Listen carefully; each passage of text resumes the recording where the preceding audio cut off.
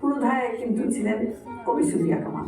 এই পাকিস্তান আমাদের বাঙালিদের প্রতি যে অবহেলা, এই অবহেলার বিষয়ে তিনি অত্যন্ত সচেতন ছিলেন এবং অন্যদেরকেও সচেতন করে তুলতেন। একটা হোলিস্টিক অ্যাপ্রোচ ছিল সমাজকে সার্ভ করার। খালাম্মার জীবনের যে আন্দোলনের অংশটা, সেটাও কিন্তু ওই হোলিস্টিক দৃষ্টিভঙ্গি থেকে কিন্তু এসেছিল। সমগ্র আন্দোলনটাতেই কিন্তু তার কিন্তু কন্ট্রিবিউশন ছিল। এইটাই আমার কাছে খালাম্মার ব্যাপার ইউনিক মনে হয়। এই আন্দোলন করতে গিয়ে তাকে অনেক ভৎসনা শুনতে হয়েছে, ছাড়ানাট করতে গিয়ে শুনতে হয়েছে, কচিকাচার মেলা করতে গিয়ে শুনতে হয়েছে, মহিলা পরিষদ করতে গিয়ে শুনতে হয়েছে। 1961-তে ঘোষণা হলো যে রবীন্দ্রসঙ্গীত গাওয়া যাবে না। সেই সময় মা বললেন যে আমার রবীন্দ্রসঙ্গীত আমার কাছে ইবাদতের মতন। মার এই একটা কথা নিয়ে প্রচণ্ড তোলপাড় শুরু হয়ে গেল। মাকে তো মুরতাদ ঘোষণা করা হলো, যে তার মাথার দাম ইয়ে করে এই সমস্ত হয়। কিন্তু খালাম্মা এগুলো সব মোকাবেলা করেছেন, কারণ খালাম্মা জানেন খালাম্মা নিজ ধর্মে স্থির আছেন। কামাল উদ্দিন সাহেব তখন উত্তর পানি উন্নয়ন বোর্ড, তিনি সেখানে হিসাব রক্ষক ছিলেন অথবা পরিচালক ছিলেন হিসাব বিভাগে। তাকে ডেকে আনলো এবং তাকে সাবধান করে দিল, তোমাদের উপর ধীরে ধীরে প্রত্যেকের উপর শাস্তি নেমে আসবে, কঠিন শাস্তি। তাকে দিনাজপুর বদলি করে দেওয়া হবে। তিনি কিন্তু সেটা গ্রহণ করেছিলেন। সুফিয়া কামালকে বলছে যে তুমি যা করতেছ তাই করো। বাংলাদেশের রেডিও টেলিভিশন থেকে রবীন্দ্রনাথকে নিষিদ্ধ করার একটা পায়তারা, এবং এই প্রেক্ষাপটে কিন্তু ছায়ানট সেই যে একটা সংস্কৃতির প্রগতিশীল যে একটা আন্দোলন, সেই আন্দোলনটার সাথে উনি পুরোভাগে একদম সভাপতি হিসেবে এই আন্দোলনটাকে উনি এগিয়ে নিয়ে গেছেন।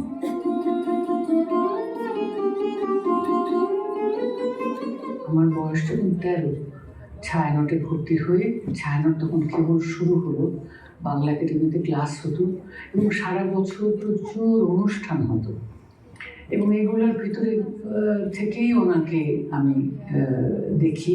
খালাম্মাকে ঘিরেই আমাদের সমস্ত কর্মকাণ্ড ছিল।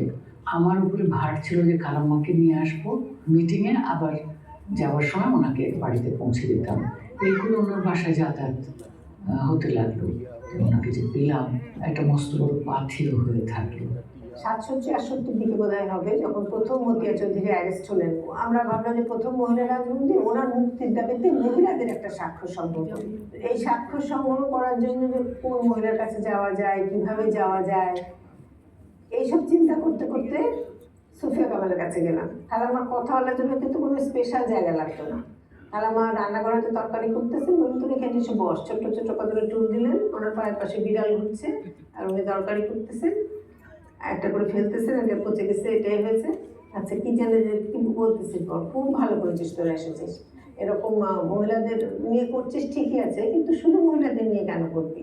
এই যে আরো কত রাজবন্দী আছে, যে তাজউদ্দিন সাহেব আছেন, আরো অনেক আহমদ সাহেব আছেন, আরো অনেক রাজবন্দী আছেন, তাদের পরিবারের খবর তো তোদের ছাত্রদের নেওয়া দরকার। তো তখন আমরা আসলে এই রাজবন্দী মুক্তির দাবিতে মহিলাদের বাসা বাসা গেলাম, শুধু মহিলারা রাজবন্দির মুক্তির দাবিতে একটা বিবৃতি দেবেন। সেই সময় থেকে আস্তে আস্তে অনেক ঘনিষ্ঠ হলাম, মুগ্ধ হলাম, আরো মুগ্ধ হলাম তার চারিত্রিক বৈশিষ্ট্যে, এবং আমার জীবনের একটা বলতে গেলে আদর্শিক চেতনা হয়ে গেলেন উনি।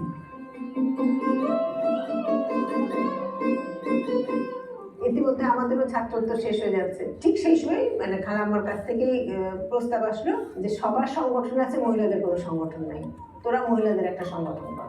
ইতিমধ্যে গণভ্যুত্থান হলো, গণভ্যুত্থানের সংগ্রাম কমিটি হলো। এই মহিলা সংগ্রাম কমিটির মধ্যে দিয়ে আমরা আরও তৃণমূল মহিলার কাছে যেতে পারলাম, এবং তার ফলে আমরা 1970 সালে এসে মহিলা পরিষদটা গড়ে তুলতে পারলাম।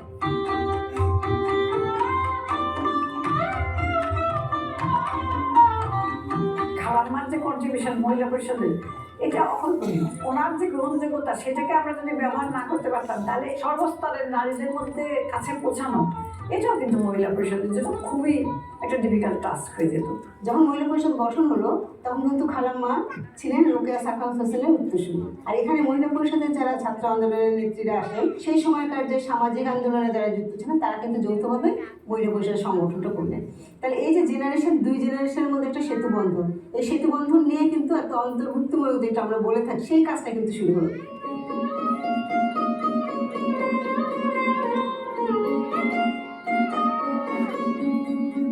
আপাতত শেষ করে আমি যখন 78 সালে বাংলাদেশ মহিলা পরিষদের সঙ্গে যুক্ত হলাম, কিন্তু 1982 সালে এসে আমি বাংলাদেশ মহিলা পরিষদের কেন্দ্রীয় কমিটিতে যুক্ত হলাম। যারা ঢাকা শহরে কাজ করেছে আর কি, তাদের সঙ্গে যে খালাম্মার পরিচয়, যে অন্তরঙ্গতার একটা সুযোগ তাদের খালাম্মার সঙ্গে হয়েছিল, ওইটা তো আমাদের ছিল না, আমরা বাইরে থেকে আসছি আর কি।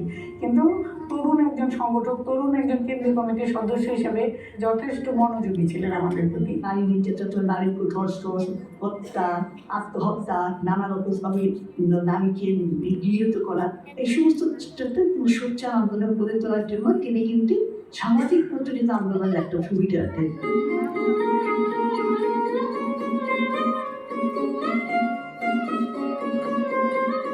আমাদের অভিজ্ঞতায় দেখলাম যে নারীর জীবনের একটা বড় সমস্যা হচ্ছে তার প্রতি সহিংসতা, এবং সহিংসতার ফলে সে আশ্রয় নিতে যায়। তখন খালাম্মা বললেন যে তাহলে এই সব মেয়েদের আশ্রয়ের জন্য একটা আমরা শেল্টার হোম করি।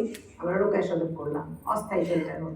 নারায়ণগঞ্জে একটা ব্রথেল ছিল, ওই জায়গাটা দখল করার জন্য এলাকার গণ্যমান্য ব্যক্তিরা ওটা ভেঙে দিল। এমন না যে এই পেশাটাকে বন্ধ করার জন্য ভাঙা হয়েছে। এবং খালাম্মাই প্রথম কিন্তু প্রতিবাদ জানালেন যে তার এই পেশার একটা স্বাধীনতা আছে, তার জীবিকার একটা স্বাধীনতা যুক্ত আছে, তাকে তো এইভাবে উৎখাত করতে পারো না। পাকিস্তান থেকে মেয়েরা ফিরে আসলো, কোথায় থাকবে তারা? তখন কিন্তু আমরা খুব ভালোভাবে উপলব্ধি করলাম যে রোকেয়া সদনটা না থাকলে আমরা কিভাবে এই মেয়েদেরকে সাময়িক একটা আশ্রয় দিতে পারতাম, তাদের কেসগুলো পরিচালনা করতে পারতাম, তাদের যে মানসিক একটা আঘাত হচ্ছে সেই আঘাতটা নিরাময় করার জন্য কিছুক্ষণের জন্য যে একটা দৌড় নিতে হবে, সেই জায়গাটা তো কোথায় দৌড়াবে। পারিবারিক নারীর ক্ষেত্রে যে বৈষম্য রয়েছে, বৈষম্যগুলো কিভাবে নিরসন করা যায়, তখন কিন্তু 90 দশকে কিন্তু আমরা ইউনিফর্ম বা অভিন্ন পারিবারিক আইনের একটা প্রস্তাবনা তিনি ওখানে বলেছিলেন যে অভিন্ন না বলে যে যার ধর্ম যার যার রাষ্ট্র সমাজে তোমরা মানো, বিয়ে যার যার মতো হবে, কিন্তু বিয়েটা রেজিস্ট্রেশন হোক।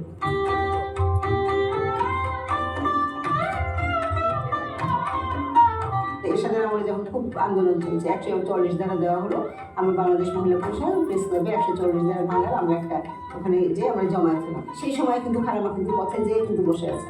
খালাম্মা কিন্তু স্বৈরতন্ত্রের বিরুদ্ধে আন্দোলন করছে। তবে খালাম্মার বয়স কত? মেয়েরা কাজ করা নিয়ে অনেক সময় ফতোয়া দেওয়া হয় যে মেয়েরা কেন বাইরে যেয়ে কাজ করবে। উনি বলতেন যে মেয়েদের ঘরে ভাত পৌঁছানোর দায়িত্ব তো কেউ নেয় না। একই সময় মনে হয় যে এত ছোট মোটো একটা মানুষ কিন্তু কি পরিমাণ সাহস তার ভিতরে সঞ্চয় করে রেখেছিলেন, বাইরে থেকে দেখতে কিন্তু কখনোই বোঝা যেত না।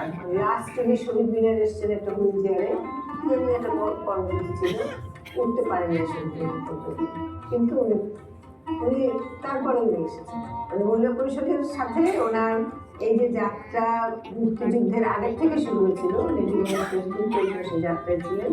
তিনি শুধুমাত্রই নারীর জন্য চিন্তা করেননি, মানে আমাদের মধ্যেও এই বোধটা আপনি ঢুকিয়ে দিয়ে গেছেন যে মানে নারীর মুক্তি হচ্ছে মানব মুক্তি, এবং এই যে তার দর্শন, এইটা আমাদের আসলে সংগঠনগতভাবে ব্যক্তিগতভাবে আমরা ধারণ করে আমরা আলোকিত হয়ে আমরা আসলে সেই পথেই আসলে আমরা এখন পর্যন্ত চেষ্টা করছি আর কি, বাংলাদেশ মহিলা পরিষদকে অগ্রসর করে নেওয়ার জন্য আর কি।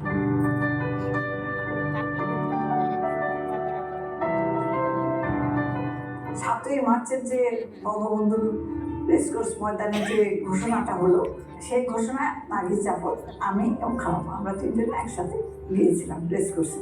এখানে আমরা একটা জিনিস খুব স্মৃতিতে উজ্জ্বল হয়ে আছে, বঙ্গবন্ধু যে তার বক্তৃতাটা শেষ করলেন, সঙ্গে সঙ্গে উনি কিন্তু উত্তেজিত হয়ে উঠে দাঁড়ালেন উনি এবং বললেন যে সাবাস বাপের বেটা, এই কথা শোনার জন্য কিন্তু আমি আজকে আসছি এখানে। যখন এই যে 71-এর ডায়েরিটা লিখছেন, তখন কিন্তু খালাম্মা বারবার স্বপ্নের কথা বলছেন। স্বপ্নে কিন্তু পিতা এসে তাকে দেখা দিচ্ছে, যে পিতাকে তিনি কখনো দেখেননি। তখন এটা এমন একটা দুঃসময় যে সেটা ব্যক্তিগত পারিবারিক জীবনেও দুঃসময়, আবার জাতির জীবনেও দুঃসময়। আর খালাম্মা তো মানে পারিবারিকের চাইতেও মনে হয় যে দেশ যখন দুর্গত, খালাম্মার প্রাণ তখন তত বেশি মানে আকুল হয়ে যায়। ওই সদস্যদের সাথে একটু একটু করে এখানে খবর পাঠানো, ওখানে নানান রকম ছোটোখাটো কাজের মধ্যে জড়িয়ে যাচ্ছিলাম আর কি। প্রতিবেশীরা তো সবাই চলে গিয়েছিল বাসা ছেড়ে, তো ওদের রেশন কার্ড সব মার কাছে। তো মা বলতেন কি, ওদের না ওই রেশন তুলে নিয়ে রেখে দিতেন। এই পাশের বাসায় ওদের একটা দেয়াল আছে, ওই দেয়ালটাকে মানে গ্যাসের মাথায় একটা গামছা বেঁধে একটা কোদাল নিয়ে মানে দেখাতেন যে কাজ করেন। সেই চাল ডাল সমস্ত মাদা জমা করে রাখতেন, সেইগুলো নিয়ে ওই পেয়েদেরকে পৌঁছে দিতেন মুক্তিবাহিনীর হাতে। তো রাতারাতি যারা যারা পেয়েছে অনেকে চলে গেছে, কিন্তু শরীয় কামাল অটল, তার মানসিক শক্তি এত বেশি ছিল, পাকিস্তানিরা তাকে ভয় পেত, তার আদর্শকে ভয় পেত।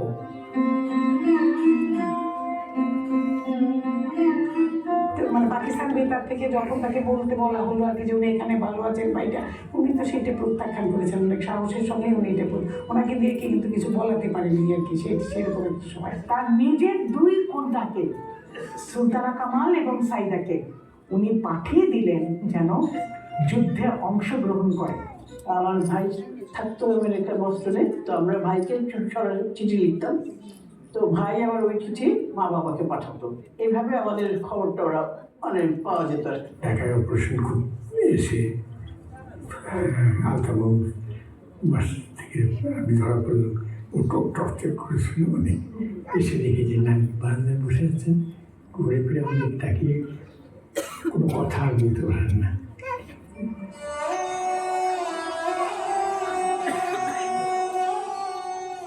স্বাধীনতার পরে খালাম্মার তো একটা খুব বড় দুঃখবোধ ছিল।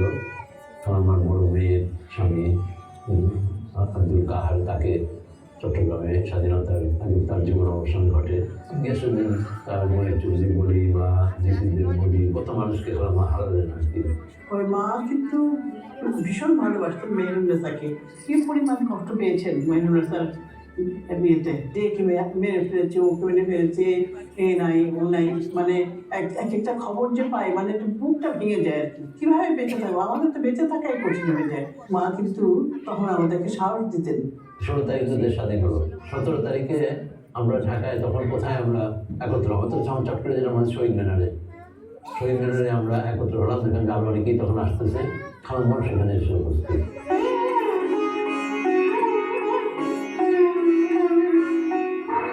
January, many of the women ravaged by the Pakistani troops have been living in this house. They're being cared for by a government-sponsored women's rehabilitation group. Almost all of the women here are prisoners. দেশ স্বাধীন হওয়ার বেশ কিছুদিন পরে যখন নির্যাতিত মেয়েদেরকে খালাম্মার নেতৃত্বে উদ্ধার করা হচ্ছে, মায়েদেরকে গর্ভপাত করানো, তাদের চিকিৎসা করানো, সেবা শুশ্রূষা করানো, তারপরে তাদের পুনর্বাসন করানো, এই ধরনের যে কাজগুলিতে উনি নেতৃত্ব দিয়েছেন সেটা অসাধারণ ব্যাপার। এবং ওনারই নেতৃত্বে উনি গড়ে তুলেছিলেন কেন্দ্রীয় মহিলা পুনর্বাসন সংস্থা, যেটা পরে সরকার এটাকে আনুষ্ঠানিকভাবে নারী পুনর্বাসন বোর্ডের রূপ দেওয়া হলো।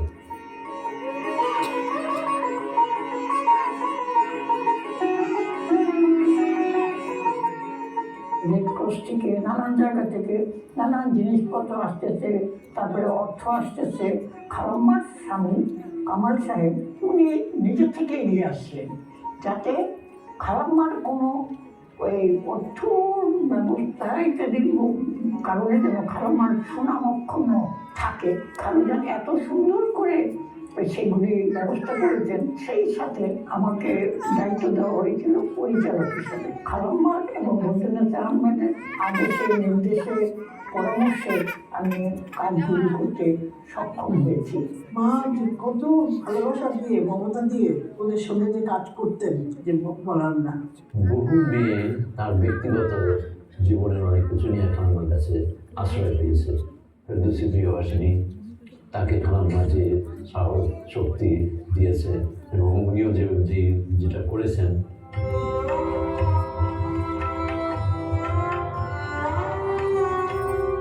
উনি একটা ওষুধ আগে দিতেন, অ্যাজমার, ভেষজ, এবং ওটার জন্য অনেক সাধারণ মানুষ এসে খালাম্মার কাছে থেকে সহায়তা নিতেন। সুফিরা তো একটা হিলিং প্রসেস আসলে সুফিদের ছিল। খালাম্মা কিন্তু ওই জীবন দর্শনটা গ্রহণ করেছিলেন, যে কারণে খালাম্মা ধার্মিক ছিলেন। আবার খালাম্মা ধার্মিক কিন্তু অসাম্প্রদায়িক, এটার যে সমীকরণ, এটা হচ্ছে খালাম্মা। মানুষের ক্ষুধা বলেন বা অন্যান্য যে সমস্ত চাহিদা সেগুলো না মানে অপূরণ হলে কিন্তু ব্যক্তিগতভাবে ব্যতীত হতেন। আমরা তো নারী আন্দোলন নিয়ে যুক্ত ছিলাম, কিন্তু আমরা যখন দেখি যে উনি কিন্তু ওনার সময়টা বের করে কিন্তু প্রতিবন্ধীদের যে সংগঠন সেখানেও কিন্তু উনি যুক্ত ছিলেন আর কি। তো উনি মৃত্যুর পরে তার ব্যাংকে যে সামান্য কিছু টাকা ছিল আর কি, সেই টাকাটা উনি একটা অংশ মহিলা পরিষদকে দিয়েছিলেন, বাকি টাকাটা আঞ্জুমানে মফিদুল ইসলামকে দিয়েছিলেন। যে আঞ্জুমানে মফিদুল ইসলাম যে সৎকারের যে কাজটা করে আর কি। তার জীবনের একবার শেষ পর্যন্ত এই সুফিয়া কামাল যে কতগুলো প্রতিষ্ঠানকে আশ্রয় দিয়েছেন এবং তাদের সঙ্গে কাঁধে কাঁধ মিলিয়ে কাজ করেছেন।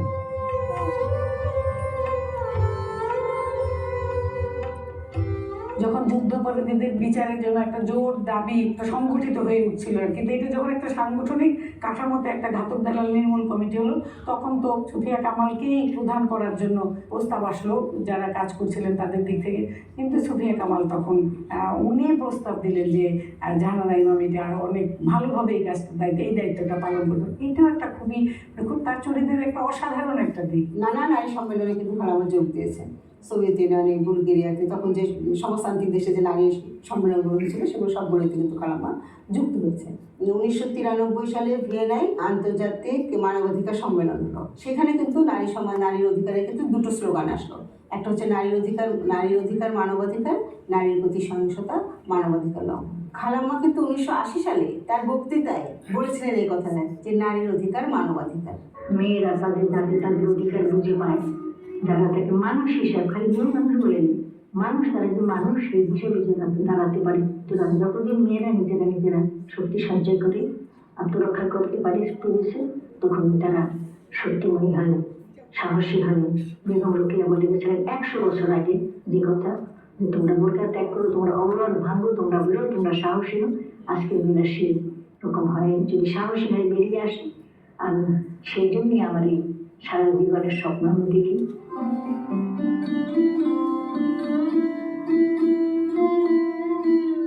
মিটিংয়ে, মিছিলে, সব কিছুতে মা আন্দোলনের নেতৃত্ব দিয়েছেন একদিকে। আবার অন্যদিকে দেখি যে মা এত গৃহবাসী একজন মানুষ ছিলেন, এত গৃহী একজন মানুষ ছিলেন। হ্যাঁ, কি যে সংসারের প্রতি তার কি মায়া, মার যে বলার কথা না। পোষা পিঠাটাও খেলো কিনা ঠিক মতো। এই সম্পূর্ণ নারীকে যখন আমরা দেখি, তখন আমরা কি দেখি যে তাকে মুরতাদ আখ্যা দেওয়া হচ্ছে, তার বিরুদ্ধে নানা রকম কটূক্তি করা হচ্ছে, খালাম্মাকে নানাভাবে বাধাগ্রস্ত করার চেষ্টা করা হয়েছে। ওই যে সাহসটা ওনার ভিতরে কোথা থেকে ছিল, কোনো কিছুতে খালাম্মা আমি ঘাবড়ে যেতে দেখি নাই। সবচেয়ে মনে করি তিনি প্রতিবাদী ছিলেন, প্রতিরোধ করার ক্ষমতা ছিল এবং মানুষকে মূল্যায়ন। মা তো সব কিছু নিজের হাতে করতেন। আমরা মনে আছে যে আমরা তারাবাগের বাসায়, আমরা তো মা পুকুর ছিল একটা, তো আমরা ওই মা যেতেন পুকুরে সব থালা বাসন ধুতে, আমরা ওর সঙ্গে 2 বোন হারিকেন হাতে নিয়ে যাচ্ছি। তখন ওই সমস্ত সেরে আমাদেরকে ঘুম পাড়িয়ে তারপরে মা এক দিন আবার এসরাত বাজাতে বসতেন রাত্রেবেলায়। কোনোখানে আমি লেখাপড়া শিখিনি, কিন্তু আল্লাহ তাআলা আমাকে অনেক সম্মান দেশে বিদেশে দিয়েছে। সবচেয়ে বড় সান্ত্বনা আমার এটা, গৌরবে বলতে পারবো, আমার 5টি বাচ্চা কারোর কাছে হাত পাতেনি, কোনোদিন কোনো সরকারের সাহায্য নেয়নি। তারা নিজে আত্মপ্রতিষ্ঠায় প্রতিষ্ঠিত হয়েছে। এটা আমার পরম শান্তি, পরম সান্ত্বনা।